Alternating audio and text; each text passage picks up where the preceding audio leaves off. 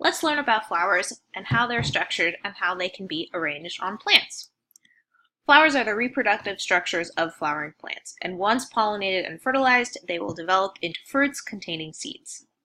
Flowers are made up of 4 whorls, or 4 layers. So let's build a flower together, starting from the outermost whorl and working our way in.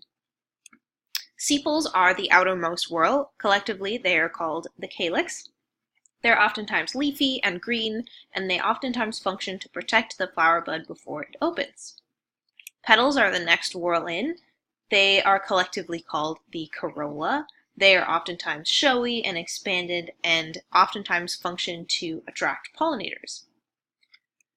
Just interior to the petals are the stamens, which are collectively called the andrecium. This is the male portion of the flower, and their anther sacs contain pollen grains, which inside there are 2 sperm cells. The innermost whorl are the carpels or the pistils, collectively known as the gynecium. This is the female portion of the flower. It contains ovules with eggs in an ovary. And once the ovules are fertilized, the ovary will develop into a fruit. If a flower has all 4 of these whorls, it is considered complete. But not all flowers have all 4 whorls. Those flowers are considered incomplete. So any flower missing 1 or more whorls is considered incomplete.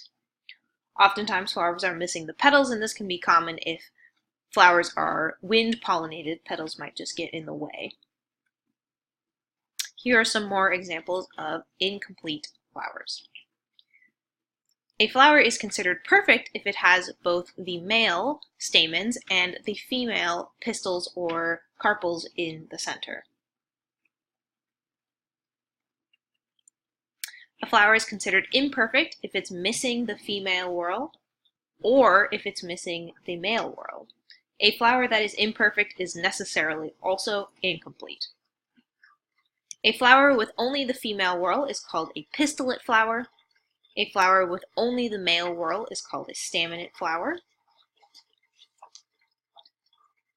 Plants can have flowers that are perfect, right? One plant has many perfect flowers, and this is fairly common in the plant world. These flowers have both the andrecium, the male part, and the gynecium, the female part, in the same flower.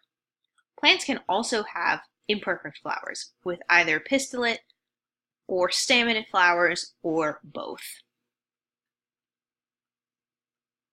Plants that have pistillate and staminate flowers on the same individual are considered monoecious. A good example is corn. At the top of the corn plant, there are staminate male flowers, and in the axil of each leaf, there is a female pistillate flower. The female pistillate flower, once fertilized and pollinated, will eventually develop into a corn cob.